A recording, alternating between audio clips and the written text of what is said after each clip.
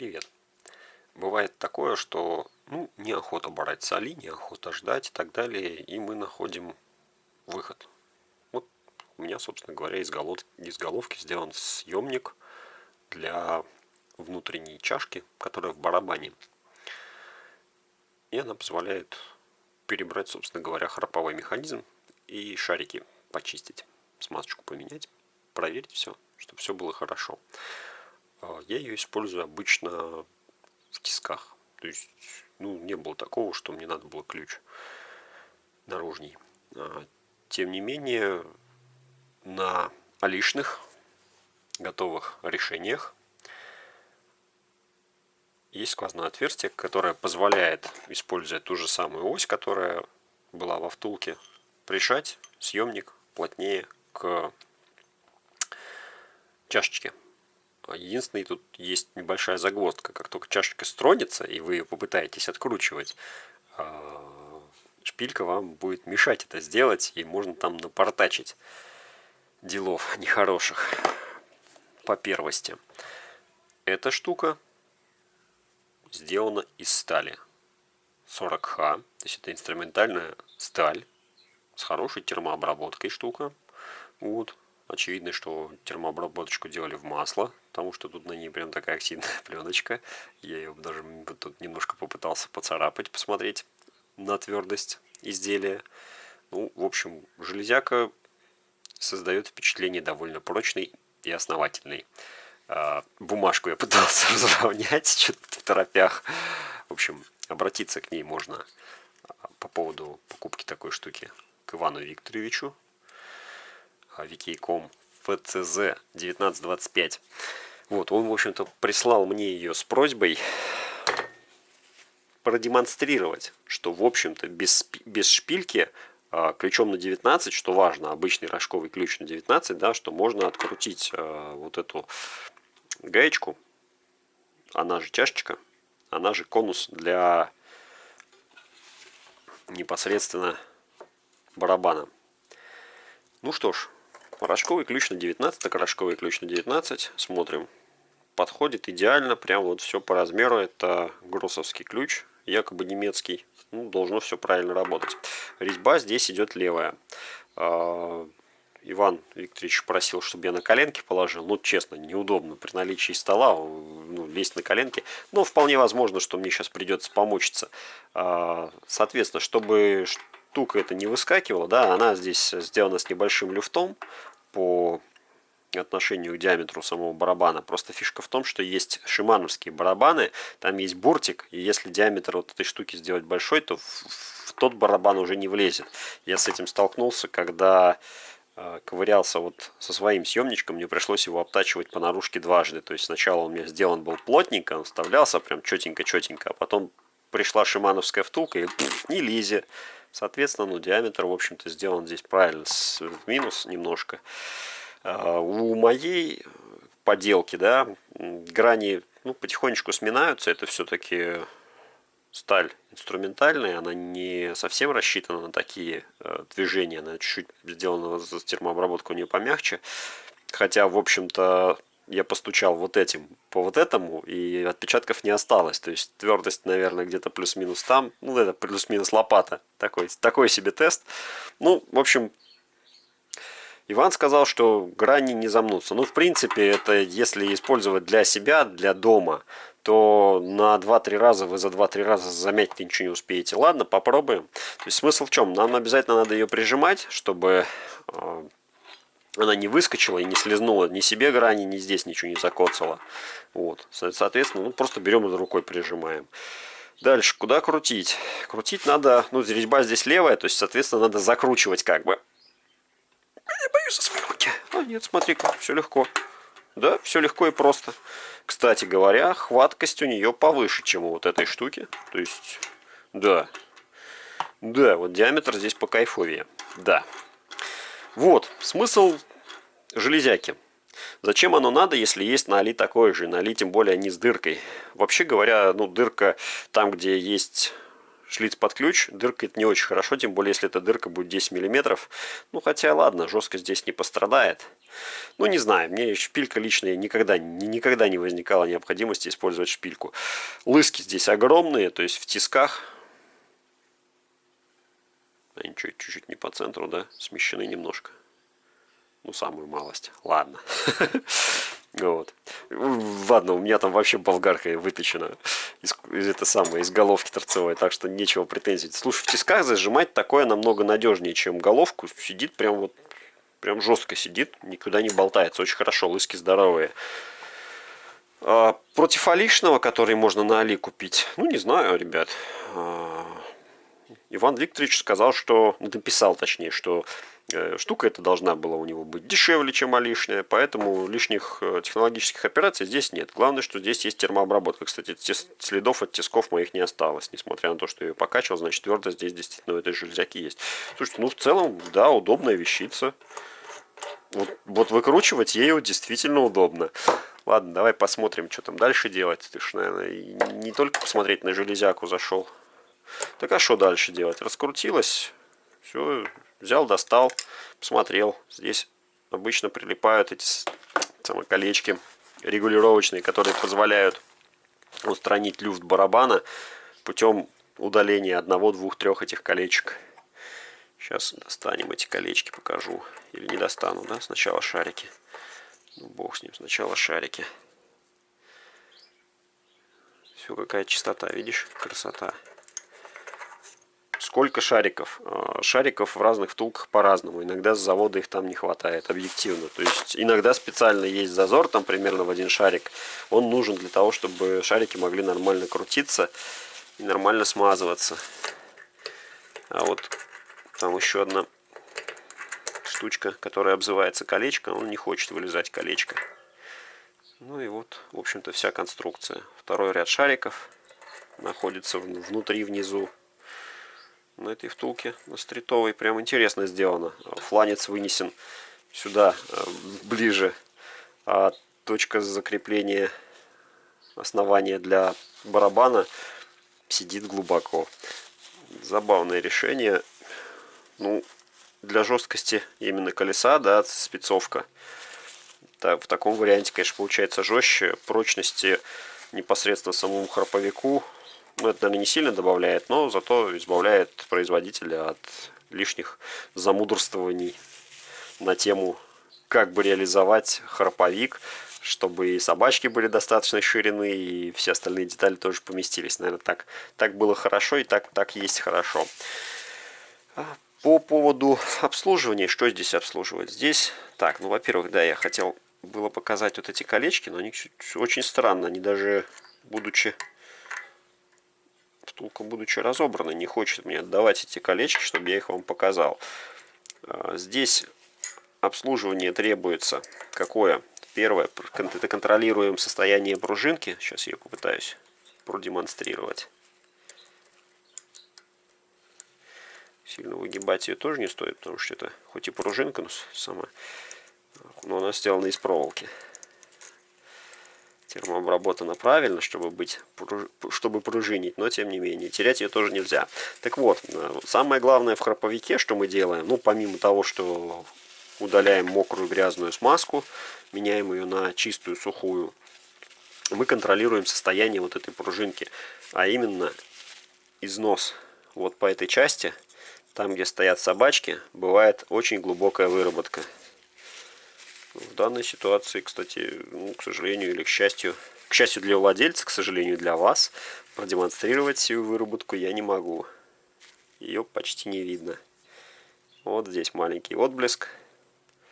Не знаю, насколько он там. Да не насколько в этой камере он не виден вообще. В общем, чуть-чуть ее подсожрало. Износ пружины процентов, наверное, 10. То есть еще будет ходить. Вот, сами собаки желательно... Ну, я стараюсь их снимать и ставить на свое же место. Вон там против часовой их обычно снимаю. Вот, от ямки, да, тут ямка, куда пружинка встает. Я обычно их раскладываю по очереди. Я по очереди их мою, хотя, ну, проще и быстрее было бы их там кинуть в одну банку и все это сполоснуть. Ну, я так стараюсь, чтобы каждая собачка села на свое место. потому что они уже типа переработались на своих местах, и пусть там дальше и служат. Не хочет, вот совсем не хочет соскакивать шайбочка. О, вот она. Поддалась вроде одна. В общем, тут их целый пакет этих шайб. И они разной толщины. И за счет удаления тонких, да, если есть шайбочки в пакете толщиной 0,1 мм, то иногда за счет удаления этих шайбочек можно отрегулировать люфт барабана. То есть убираем шайбочку, подшипник зажимается сильнее. Но иногда убираем шайбочку и подшипник пережимается полностью. В таких случаях удаление самой тонкой шайбы, как понимаете, ну, такое себе решение, и надо искать другое. А другое решение это просто взять шайбу, но эта шайба вообще мятая жестко. То есть взять ровную шайбу потолще и об шкурочку ее аккуратненько, вот так круговыми движениями, прижимая, допустим, пальцем по центру, ее сточить на где-нибудь 5 сотых, например. То есть вот такой вариант тоже есть регулировки. Ну, естественно, все это дело моется и приклеивается на смазочку обратно. Не помню, по-моему, было у нас где-то видео с переборкой. Повторяться, наверное, не стоит. Самое главное, это было сегодня, скажем так, отдать должное Ивану. Он мне отправил этот съемник очень давно. Как-то все не попадалось колес с необходимостью вскрывать барабан, потому что сейчас стоимость втулок насыпных, да, ну, в общем-то, в принципе, в большинстве случаев насыпную втулку выгоднее заменить на просто какой-нибудь шунфенг на промах со условной 1500 рублей, и все, человек будет радостный кататься. То есть чинить такие втулки как бы, ну, не всегда оправдано. Здесь у нас просто вариант, что денег совсем нет. И вариант такой, что втулка такая, ну, немножко специфическая. И замену ей легко, быстро и дешево не найдешь. То есть у нас, ну, сколько тут у нас получается? 32 спицы. Ну, на 32 спицы можно найти стритовую втулку. Но все равно стоить она будет рублей 5, наверное, 4-5 рублей. То есть чтобы она была хоть что-то там, хоть сколько-то жила. В общем, нету 4-5 рублей, поэтому ремонтируем то, что имеется. Вот. Ладно, ребят, я думаю, на этом достаточно, потому что, если не ошибаюсь, у нас переборки уже были этого узла. Регулировки тоже были. В Мериде, по-моему, да, сборка Мериды, которая выходила этой весной, там точно была регулировка прямо в процессе сборки велосипеда, потому что оказалось, что да, на новых велосипедах бывает такое, что барабан люфтит. Если он люфтит немножко, незначительно, это не страшно, можно оставить и не тревожить этот узел, пусть работает. Но если он люфтит прям очень сильно, и вы понимаете, что, ну, блин, как вы понимаете, как вы будете понимать, это надо опыт, чтобы по 1, 2, 3, 4 втулочки перебрать, чтобы знать, в какую стоит лезть, а в какую смысла нет, потому что только хуже сделаешь. Бывает так, что в одном месте барабан, ну, то есть поворачиваешь его, он люфтит, еще повернешь, он уже не люфтит. В таких случаях, то есть, как бы лазить в него смысла мало, потому что это неточность изготовления. Предъявить вы производителю или продавцу вряд ли что-то сможете по этому поводу, то есть только если вам прям очень хочется помучить продавца и помучиться самостоятельно, и вот с юридическим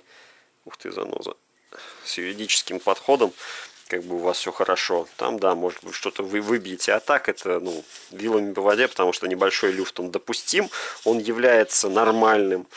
В трещотках то же самое, что в кассетах, то же самое встречается. Нет люфта, не должно быть люфта, только на втулках, которые идут на 4 промах. Ну, 4 и более промов, у которых барабан идет на промподшипниках. Там люфта быть не должно. Когда барабан сам на насыпи, допустим, у вас втулка на 2 промах, да, пром здесь стоит, где тормозной диск, пром стоит здесь, где чашка, то есть там бывают такие чашечки, они проточены прямо вот здесь, и сюда вставляется, просто забивается промподшипник, не проточенный даже, а прошлифованный, потому что эта штука твердая, очень каленая, проточить на станочке ее будет, ну, мягко говоря, непростой задачей, ну, по крайней мере, не быстрой, да, при наличии правильной оснастки можно даже на сопливом станке это сделать, но процесс будет крайне не быстрый и, в принципе, не особо целесообразный, потому что если мы говорим за мультиспид втулку, то дешевле просто взять, вот говорю, тот же Шунфен, который там стоит условно 1500, и на нем кататься и ездить. Вот. А по обслуживанию регулярному, по промподшипникам, ну, в принципе, там лазить в них смысла нет. Если с ними все хорошо, с ними и дальше будет все хорошо. Если вы его залили водой, то его все равно надо менять. То есть, как бы, ну, менять смазку в промподшипнике такое себе. А вот если у вас какая-нибудь древнейшая втулка с очень действительно качественными конусами, с качественными чашками, которые хорошо закалены, которые имеют грамотную форму, аккуратную, да, то есть она с завода у вас не было такого, что в одном положении ось болтается, да, провернешь на пол оборотика, и ее все, ее уже подклинивает. Если такого не было, то есть изначально втулочка крутилась очень хорошо, то да, за такой втулкой имеет смысл там, ну и тем более, если у вас фетиш, заглянуть раз в год, заменить ей смазку. Какие смазки использовать? На самом деле можно использовать вот в насыпных втулках, использовать литиевые смазки вполне можно, ничего страшного в этом нет. Корпуса в большинстве случаев анодированные, и там вот этой темы, да, что, допустим, капнула небольшая капелька смазки, и у вас вокруг этой капельки начинает все чернеть, пока она там полностью не перекорродирует, да, это относится к голому непокрытому алюминию, ну, допустим, резьбы, да, то есть кромка резьбы может чернеть, или там, если резьба у нас подвижная, да, допустим, такое, как в каретке, то, ну да, на литиевой смазке оно будет чернеть быстрее, но ну, в целом, как бы, ну, раствориться ничего не растворится. А вот действительно фигово раме будет, если туда попадет, допустим, активная пена, да, автомобильная, щелочной раствор.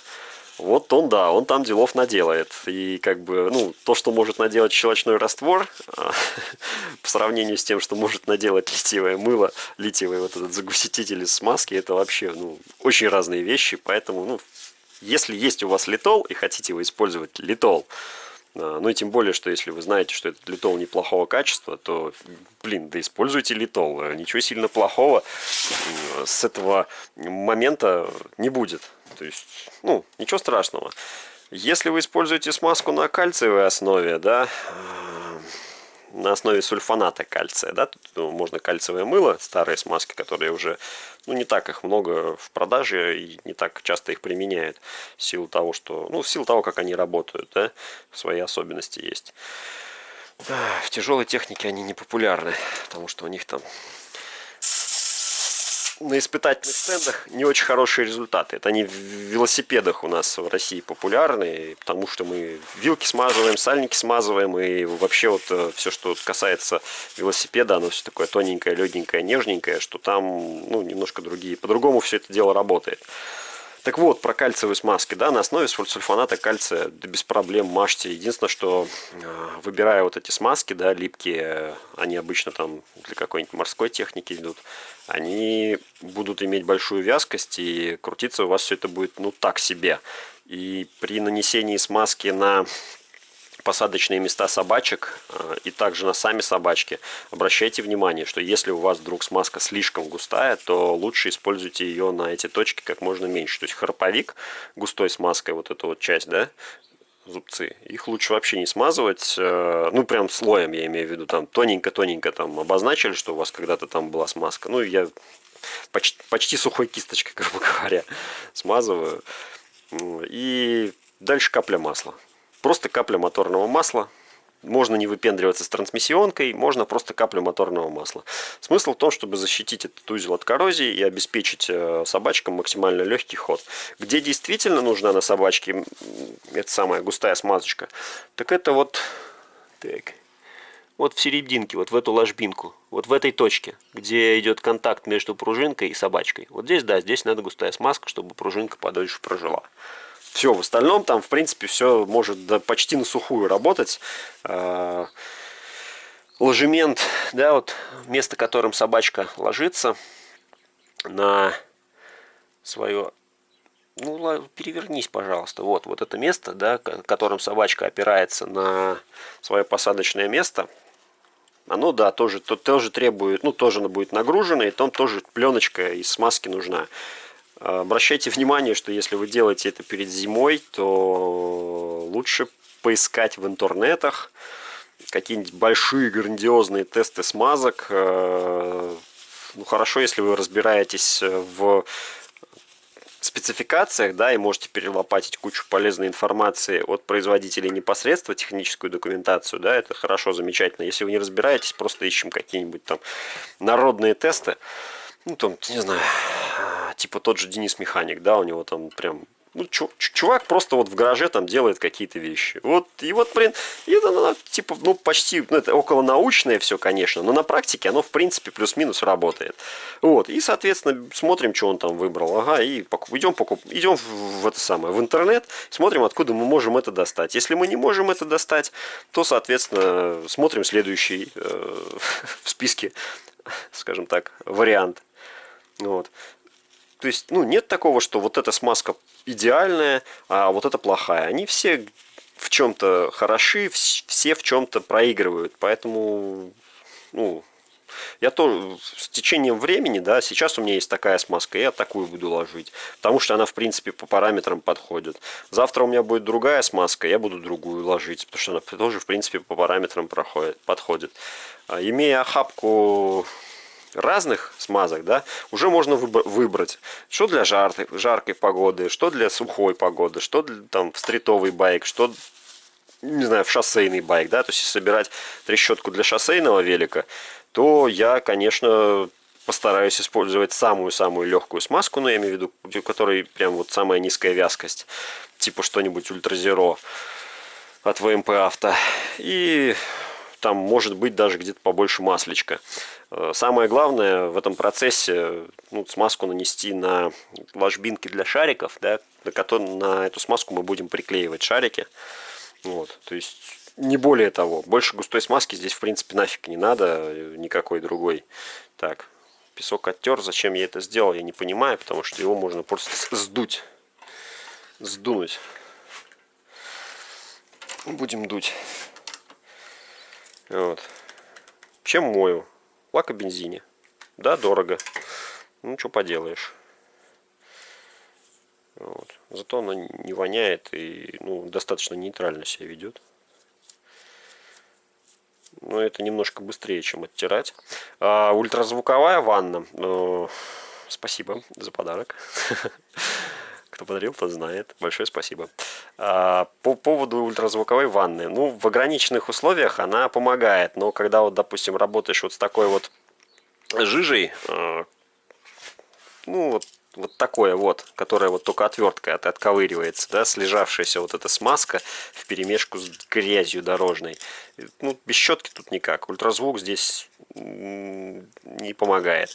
Ультразвук помогает отбить такие загрязнения, которые, ну, скажем так, как бы это описать-то? Академические загрязнения, да? Это когда, ну, вот типа того, что на испытательных стендах в заводах имеется, да? Это когда у нас есть, допустим, какая-то деталь чистая изначально, ну, относительно чистая изначально, и она была в масле, да, ее уронили в пыль. Вот это академическое загрязнение, да, то есть задача подобрать растворитель, который снизит адгезию масла к поверхности детали, да, либо растворит это масло, да, или загрязнитель, и в результате воздействия ультразвука там грязь отвалится. А когда у нас вот такой пластилин слипшийся, то тут ультразвук не спасает вообще никак.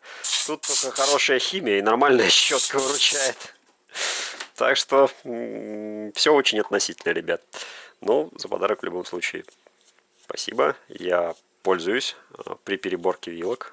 Чуть-чуть экономлю время, потому что там как раз то самое академическое загрязнение, да, то есть пыль, грязь, которая попала тут, ну, то есть она деталь изначально в масле, попадает пыль, грязь какая-то из воздуха, и при разборке, да, там с пыльников что-то оседает, еще, допустим, когда вот стопорные колечки открываешь, да, там скалываются кусочки надировки, ну, это неизбежно. Ты когда вынимаешь стопорное кольцо, происходит скалывание кусочков, там, вообще мили-мили, вот эти прям микрокрошечки. Особенно вот, допустим, на фоксовском там кольце, вот это, которое пружинка идет, оно очень удобное при снятии установки, то есть его без инструментов, там отвертка только нужна. Но, блин, вот ты когда его снимаешь, оно прям слышно, как оно обдирает там кромку, и с нее сыпется куча анодировки. Именно поэтому детали в официальных мануалах, ну вам же не объясняют, зачем вы их обезжириваете. Какая разница, господи, чуть-чуть старого масла, да и бог с ним, да и с новым смешается, ничего страшного не будет.